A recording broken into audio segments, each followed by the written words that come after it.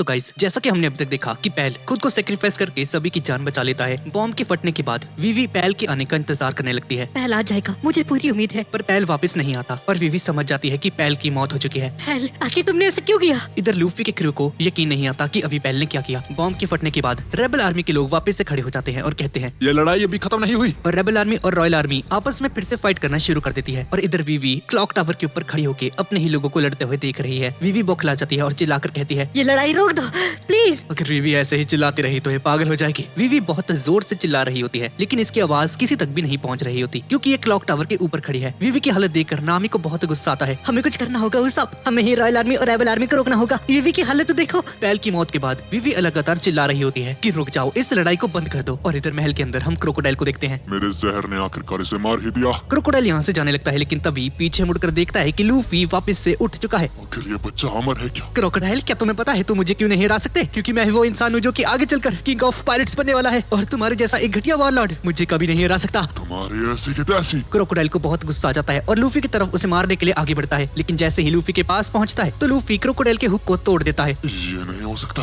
और हुक को तोड़ने के बाद क्रोकोडाइल के सीने के अंदर एक पंच मार देता है, जिससे क्रोकोडाइल की हालत खराब हो जाती है। लूफी बहुत बुरी तरह से क्रोकोडाइल को पीटता है और आखिर में इसे बहुत दूर फेंककर एक जोरदार पंच मार देता है। लूफी के इतने सारे पंच खाने के बाद क्रोकोडाइल वापस से खड़ा होता है और देखता है कि लूफी हद से ज्यादा गुस्से में है। क्रोकोडाइल अपना चाकू लेकर लूफी की तरफ आगे बढ़ता है। तुझे क्या लगता है मैं कौन हूँ? मुझे फर्क नहीं पड़ता तुम कौन हो, पर मैं एक वॉरलॉर्ड से भी ज्यादा ताकतवर बन के दिखाऊंगा और तुमसे भी आगे जाऊंगा। और क्रोकोडाइल पे एक जोरदार वार करता है और क्रोकोडाइल हवा में उड़ जाता है। अलाबास्ता का राजा भी इस फाइट को देख रहा होता है। ये बच्चा तो बहुत ज्यादा ताकतवर है। क्रोकोडाइल लूफी की लात खाने के बाद हवा में उड़ रहा है अब तुम नहीं बचने वाले। और अपने हाथ में रेत का तूफान लेकर आ जाता है। अब तुम्हारे साथ पूरा एलू पारना तबाह होगा और ये मंदिर भी टूटने वाला है। लूफी अपने पेट को फुलाकर उसमें बहुत सारी हवा भर लेता है। मैं ऐसा नहीं होने दूंगा, और बहुत सारी हवा एक साथ रिलीज करता है, जिसकी वजह से लूफी किसी रॉकेट की तरह बन जाता है और हवा में उड़ जाता है और बहुत तेजी से गम गम पिस्टल का यूज करने लगता है क्रोकोडाइल के ऊपर। और क्रोकोडाइल भी अपनी सैंड वाली टेक्निक का यूज करने लगता है। क्रोकोडाइल अपनी सैंड से एक बहुत स्ट्रॉन्ग ब्लेड तैयार करता है। इससे तुम्हारा हाथ कट जाएगा। लेकिन लूफी के हमले की वजह से इसका ब्लेड एक ही बार में टूट जाता है और क्रोकोडाइल के सैंड को चीरते हुए लूफी का पंच क्रोकोडाइल के ऊपर जाकर लगता है। कम कम गैटलिंग!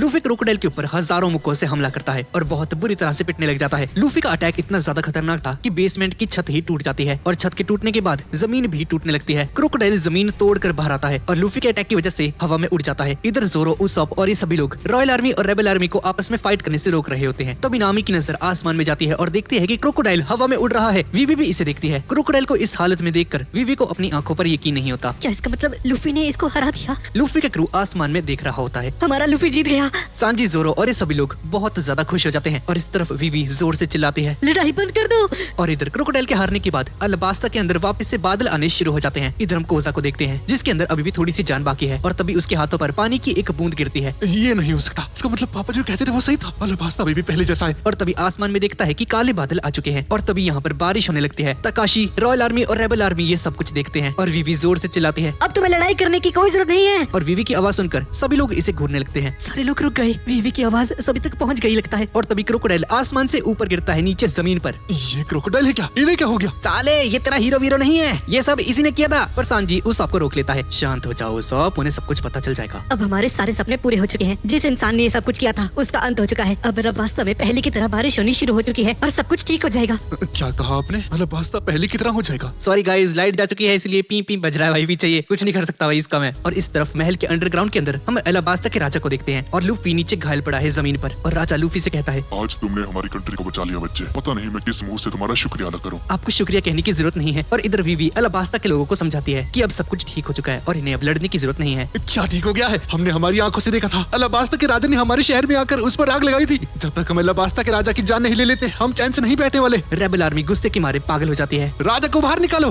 हम अपनी तलवारों से उसका खून करेंगे। और तभी महल के ऊपर से एक आवाज आती है और हमें पता चलता है कि ये चाका है जो कि अभी तक जिंदा है। भाई कोई मरता क्यों नहीं है इसमें? सारे जिंदा हो जाते हैं भाई। पैल भी जिंदा है क्या गाइस? आपको क्या लगता है? नीचे कमेंट्स में जरूर बताना। चाका बोलता है, राजा के बारे में ये सब कहने की तुम्हारी हिम्मत कैसे हुई? रॉयल आर्मी चाका को जिंदा देखकर चौंक जाती है, क्योंकि इन सभी को लगा था कि क्रोकोडाइल ने इसे मार दिया है। और तभी रॉयल आर्मी को पीछे से एक बंदे की आवाज सुनाई देती है और जब रॉयल आर्मी के लोग पीछे पलट कर देखते हैं तो इन सभी को अपनी आंखों पर यकीन नहीं होता। ये लोग देखते हैं कि पोई पोई यानी कि ईगाराम यहाँ पर आ चुका है। इन सभी को खबर मिली थी कि ईगाराम बहुत पहले ही मर चुका है। राजा के बारे में ये सब बोलना बंद करो। और वीवी भी ईगाराम को जिंदा देखकर बहुत ज्यादा खुश हो जाती है। वीवी क्लॉक टावर से नीचे उतरने लगती है ताकि ईगाराम से मिल सके। मैं नानोआना से इस छोटे से बच्चे को लेकर यहाँ पर आया हूँ। ये छोटा बच्चा अब तुम सभी को सच बताने वाला है। और गाइस, ये वही बच्चा है जिस पर मिस्टर टू ने हमला किया था राजा की फॉर्म लेकर। ये छोटा बच्चा बताता है। हमारे राजा ने कुछ नहीं किया और इसका सबूत मैं हूँ। जब राजा ने नानोआना शहर में आग लगाई थी तो मैं छुप छुप कर राजा को देख रहा था और मैंने देखा जब आग लगाने के बाद राजा वहाँ से भागने लगा था तो उसने अपना चेहरा बदल लिया। वो कोई बहरूपिया था जो कि राजा का फेस लेकर नानोआना शहर में आया था। इससे साफ पता चलता है कि नानोआना में जो कुछ भी हुआ वो राजा की गलती नहीं थी। राजा निर्दोष है। ये सब कुछ राजा को फंसाने की एक चाल थी। इस बात को सुनकर कोजा भी चिल्लाकर कहता है, इस बच्चे ने बिल्कुल सही कहा, हमारा राजा बिल्कुल बेकसूर है। अब तो तुम्हारे लीडर ने भी बोल दिया, अब सभी लोग अपने हथियारों को नीचे गिरा दो और इस लड़ाई को यहीं पर खत्म कर दो। और ये बात सुनकर रेबल आर्मी अपने सभी हथियार गिरा देती है। हमें माफ कर दीजिएगा, हमसे बहुत बड़ी गलती हो गई। हमने राजा को अपना दुश्मन समझ लिया, हमें माफ कर दीजिएगा। और तभी वीवी भी यहाँ पर आ जाती है वो सभी लोग कहाँ गए? और हम देखते हैं कि लूफी और इसका क्रू एलाबास्ता को छोड़कर यहाँ से जाने लगता है। तभी उनके सामने एलाबास्ता का राजा आ जाता है और इसने कंधे पर लूफी को उठाया होता है। सर, आपके कंधे पर ये जो बच्चा है दरअसल वो हमारा कैप्टन है। अच्छा, तो इसका मतलब ये है कि तुम सभी लोग इसके क्रू मेंबर्स हो? हाँ, यानी कि वो सभी लोग जिन्होंने वीवी को मेरे पास पहुंचाया और एलाबास्ता को बचाया है। और तभी वीवी भी यहाँ पर पहुँच जाती है। तुम्हारे कैप्टन ने हमारी जान बचाई है और इसने क्रोकोडाइल को हरा दिया। मुझे यकीन नहीं होता ये छोटा सा बच्चा एक वॉरलॉर्ड को हरा सकता है। अभी ये क्रोकोडाइल के जहर की वजह से बहुत कमजोर हो चुका है और बेहोशी की हालत में है, पर घबराने की जरूरत नहीं है, मैं इसका इलाज करूंगा। सर, आप लूफी की चिंता मत कीजिए, इसे कुछ नहीं होगा। प्लीज आप अपनी सेना के पास जाइए और उनका हौसला बढ़ाइए प्लीज, और उन सभी को बताइए कि क्रोकोडाइल अब खत्म हो चुका है और अब सारी परेशानी हट चुकी है। हाँ, तुमने बिल्कुल सही कहा बच्ची। मुझे उन सभी के पास जाना होगा और उन्हें बताना होगा कि क्रोकोडाइल का साया हम पर से हट चुका है। तुम सभी लोग भी हमारे साथ चलो ना। तुम सभी ने तो ये सब कुछ किया है, तुम ने हमारी कंट्री को बचाया है। पर सांजी इस बात के लिए मना कर देता है, हम सभी पायरेट्स हैं और पायरेट्स कभी भी किसी भी कंट्री में अपनी टांग नहीं अड़ाते हैं। हाँ, इसने सही कहा। और वैसे भी हम लोग बहुत थक चुके हैं वीवी, इसलिए हम लोग नहीं जा सकते। और राजा और वीवी यहाँ से चले जाते हैं। राजा के जाने के बाद लूफी के क्रू मेंबर्स जमीन पर गिर जाते हैं और ये सभी लोग यहीं पर सो जाते हैं क्योंकि ये सभी लोग हद से ज्यादा थक चुके थे। और इधर ईगाराम और वो बच्चा पूरी रेबल आर्मी को सब कुछ सच सच बता चुका है कि क्रोकोडाइल कोई हीरो नहीं है बल्कि यही स्टार्टिंग से इनका असली दुश्मन था। ये बात सुनकर रेबल आर्मी के लोग बहुत ज्यादा हैरान हो जाते हैं। ये नहीं हो सकता, एलाबास्ता का राजा यानी कि क्रोकोडाइल हमारा असली दुश्मन था। तभी ताशिकी यहाँ पर आ जाती है। हाँ, इस बच्चे ने सही कहा। क्रोकोडाइल ने आज तक बहुत सारे क्राइम्स किए हैं। पार्क वर्क्स नाम की एक इलीगल ऑर्गेनाइजेशन को चलाना और एलाबास्ता कंट्री से उसकी बारिश को छीन लेना, और इन्हीं सब क्राइम के चलते हुए मैं अभी इसी वक्त क्रोकोडाइल को अरेस्ट करती हूँ। और इसी के साथ सरकार ने जितने भी टाइटल्स इस इंसान को दिए थे मैं वो सभी वापस लेती हूँ। और आज अभी से ये क्रोकोडाइल कोई वॉर लॉर्ड नहीं रहेगा। मैं वॉर लॉर्ड का टाइटल इससे अभी छीनती हूँ। और क्रोकोडाइल के हारने के बाद हम सभी पार्क वर्क्स के एजेंट्स को देखते हैं। ये सभी लोग बुरी तरह से हार चुके हैं लूफी के क्रू मेंबर से और सभी लोग नीचे जमीन पर घायल पड़े हैं। लेकिन ये साला मिस्टर 2 अभी तक नहीं मरा है और ये बंदा जिंदा है और उठकर यहाँ से जाने लगता है। इधर एलाबास्ता का राजा सभी रेबल आर्मी के लोगों को बताता है, क्रोकोडाइल अब हार चुका है और एलाबास्ता पहले की तरह हो जाएगा। आप सभी का बहुत बहुत शुक्रिया। मैं आपसे वादा करता हूँ कि हम एक नई शुरुआत करेंगे और मैं ये ऐलान करता हूँ कि अब एलाबास्ता के अंदर कोई भी इंसान भूखा नहीं मरेगा और किसी के पास पानी की कमी नहीं होगी। और राजा की इस स्पीच को सुनकर सभी लोग रोने लग जाते हैं। इधर हम कैप्टन स्मोकर को देखते हैं। स्मोकर एलाबास्ता के अंदर वापस आ जाता है और अपनी शिप के अंदर बैठा हुआ है। कैप्टन स्मोकर के बगल में एक लड़की खड़ी होती है जिसका नाम है हीना और ये लड़की नेवी की एक एलीट ऑफिसर है। तुमने मुझे यहाँ पर क्यों बुलाया है? मंकी डी लूफी ने क्रोकोडाइल को हरा दिया है। क्रोकोडाइल के साथ साथ मैं उसकी शिप को भी लेकर जाना चाहता हूँ और उसी शिप को ढूंढने के लिए मैंने तुम्हें यहाँ पर बुलाया है हीना। मैं एक एलीट ऑफिसर हूँ, आखिर तुमने मुझे एक शिप के काम को ढूंढने के लिए यहाँ पर बुलाया है? हाँ स्मोकर, तुम बिल्कुल भी नहीं बदले। इधर लूफी का क्रू अभी भी सो रहा है। तभी सभी नेवी वाले इसके सामने आ जाते हैं। जल्दी इन सभी को अरेस्ट कर लो, इनमें से एक के ऊपर 30 मिलियन की बाउंटी है और ये सभी लोग पायरेट्स हैं, हमें इससे बढ़िया मौका नहीं मिलने वाला। पर ताशिकी इन सभी को मना करती है, नहीं, इन लोगों को अरेस्ट नहीं करना है। इन लोगों ने ही एलाबास्ता को बचाया है। जो काम हमें करना चाहिए था वो काम इन सभी ने किया है। ये मेरा ऑर्डर है, कोई भी इन सभी को अरेस्ट नहीं करेगा। इधर हम वीवी और कोजा को देखते हैं जहाँ पर कोजा को लेकर जाया जा रहा है उसका इलाज करने के लिए। कोजा, तुम ठीक हो जाओगी, तुम चिंता मत करो।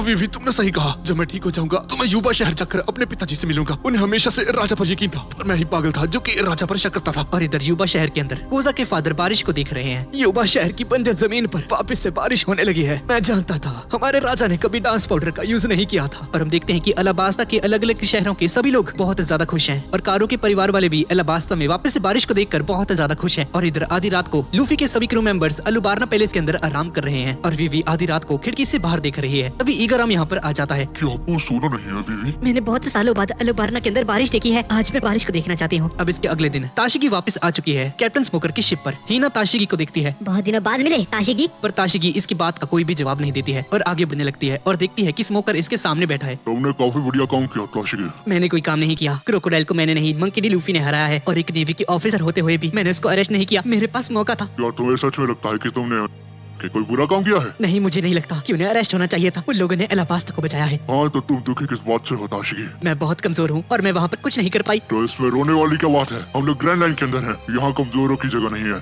जाओ और जाकर ट्रेनिंग करो, खुद को और ज्यादा ताकतवर बनाओ ताशिकी। मैं समझ गई, मैं सबसे ज्यादा ताकतवर बनूंगी। ताशिकी के जाने के बाद स्मोकर को एक कॉल आती है और ये कॉल नेवी के सबसे बड़े हेडक्वार्टर से आया है और नेवी के सबसे बड़े हेडक्वार्टर के सबसे बड़े ऑफिसर स्मोकर से बात कर रहे होते हैं। मैंने सुना है तुम अलाबास्ता के अंदर हो और तुमने क्रोकोडाइल को हरा दिया है स्मोकर, और इस काम को करने के लिए तुम्हारा प्रमोशन किया जाता है और तुम्हें एक मेडल भी दिया जाएगा। वे तुम क्या बकवास कर रहे हो? मैंने किसी क्रोकोडाइल को नहीं हराया है। वो मैं नहीं, मंकी डी लूफी था जिसने क्रोकोडाइल को हराया है। स्मोकर, थोड़ी तमीज से बात करो। वो बहुत बड़ी ब्रांच से बोल रहे हैं पागल। वो सबसे बड़े ऑफिसर है नेवी के, और ये तुम क्या बोल रहे हो? एक पायरेट ने पूरी कंट्री को बचा दिया। अगर ये बात पूरी दुनिया में फैल गई तो सभी लोग पायरेट्स को अच्छा मानने लगेंगे और नेवी की भी बहुत ज्यादा बदनामी होगी। मुझे इस बात से फर्क नहीं पड़ता। जिसने जो काम किया है उसे उसको क्रेडिट मिलना ही चाहिए, चाहे वो क्रोकोडाइल को हराना हो या ब्राउन रंगाने को लिखना। सर जी, अपना मेडल और अपना प्रमोशन प्लीज अपने पास रखिए। मुझे इससे फर्क नहीं पड़ता कि आप मेरा प्रमोशन करते हो या नहीं। क्या बात है भाई, स्मोकर तो वही बड़ा सही बंदा है। काश बादशाह भाई भी इतने ही अच्छे होते। अब इसके 3 दिन बाद हम चॉपर को देखते हैं जो कि लूफी के लिए एक जहर का एंटीडोट बना रहा होता है और तभी एक बूढ़ा आदमी इसके सामने आ जाता है और ये बूढ़ा इंसान चॉपर को देखकर कहता है, तुम्हें तो दवाइयों के बारे में काफी जानकारी है। आखिर तुम्हारा नाम क्या है बच्चे, और तुम कहाँ से आए हो? चॉपर इस बूढ़े आदमी को देखकर बहुत ज्यादा डर जाता है और तभी वीवी यहाँ पर आ जाती है।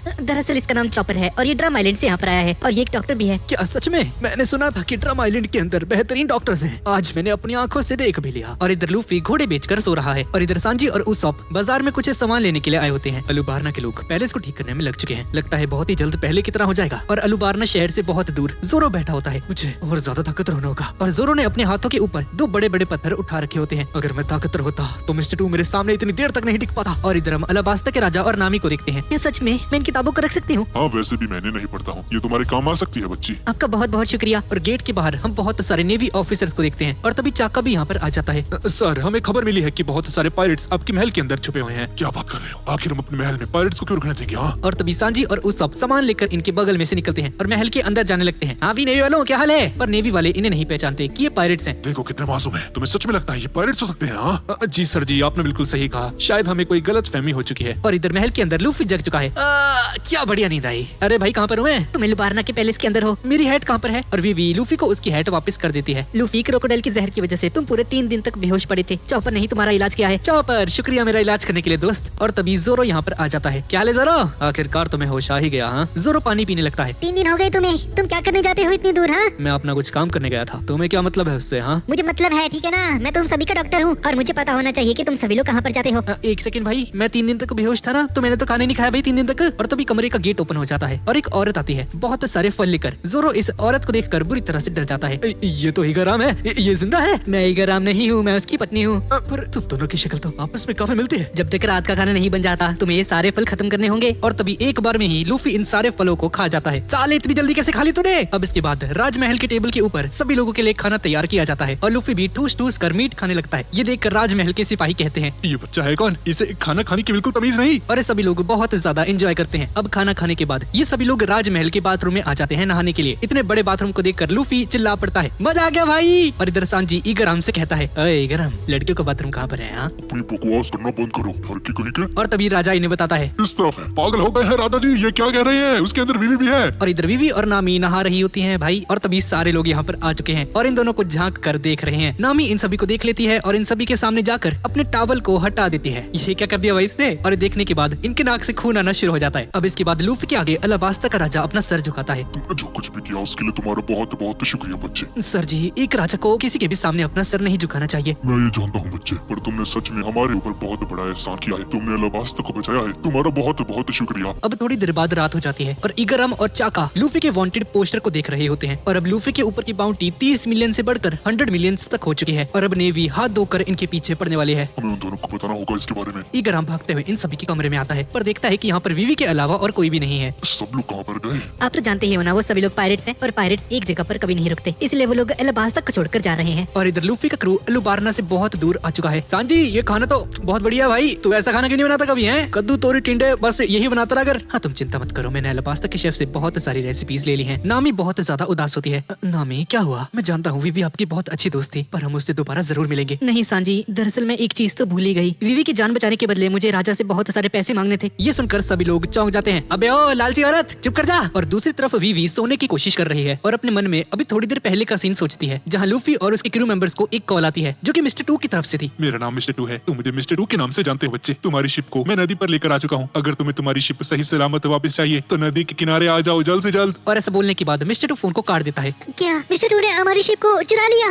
सांची यार, लगता है हमें नदी के किनारे जाना ही होगा। वैसे भी हमें अलाबास्ता छोड़ना ही था और समय भी हो चुका है। आप सभी लोग जा रहे हैं, प्लीज थोड़ी देर और रुक जाइए। अगर आप चल रहे हो तो मैं भी आपके साथ आना चाहती हूँ। हाँ वीवी, हमारा जाना जरूरी है क्योंकि हमारी शिप उसके पास है। पर अगर तुम्हें हमारे साथ आना है तो तुम आ सकती हो। अभी फैसला तुम्हारे हाथ में है वीवी। तुम्हें अलाबास्ता की राजकुमारी बनना है या हमारे साथ एक पायरेट। और ऐसा बोलने के बाद सभी लोग खिड़की से नीचे कूद जाते हैं। और प्रेजेंट में वीवी सोच रही होती है कि इसे पायरेट बनना चाहिए या अलाबास्ता किंगडम की राजकुमारी। और इधर लूफी के सभी क्रू मेंबर्स अपनी शिप के पास पहुंच चुके हैं और देखते हैं कि मिस्टर 2 गोइंग मैरी के ऊपर खड़ा हुआ है। आखिरकार तुम लोग आ ही गए। हाँ, अरे ये तो वही है ना गिरगिट जो अपना रूप बदल सकता है। ताले गिरगिट किसे कहा तूने? हाँ, आज से मैं तुम्हारा दोस्त हूँ। नहीं, तुम हमारे दुश्मन हो। तुम बारक वर्क्स के ही एक मेंबर हो, है ना? अरे यार, बारक वर्क्स कंपनी अब खत्म हो चुकी है। क्रोकोडाइल के खत्म होने के साथ साथ वो कंपनी भी पूरी तरह से खत्म हो चुकी है। मैं बहुत मुश्किल से इस शिप को बचा कर लेकर आया हूँ। सारे नेवी वाले तुम्हारे पीछे पड़े हैं और अगर इस शिप को देख लेते तो तुम्हारे लिए बहुत ज्यादा मुसीबत हो जाती। तुमने हमारी हेल्प क्यों करी? हाँ, वो इसलिए क्योंकि मैं तुम्हारा पक्का दोस्त हूँ। और ये सुनकर ये सभी लोग फिर से नाचना शुरू कर देते हैं और मिस्टर 2 वापस से इन सभी का एक दोस्त बन जाता है। अब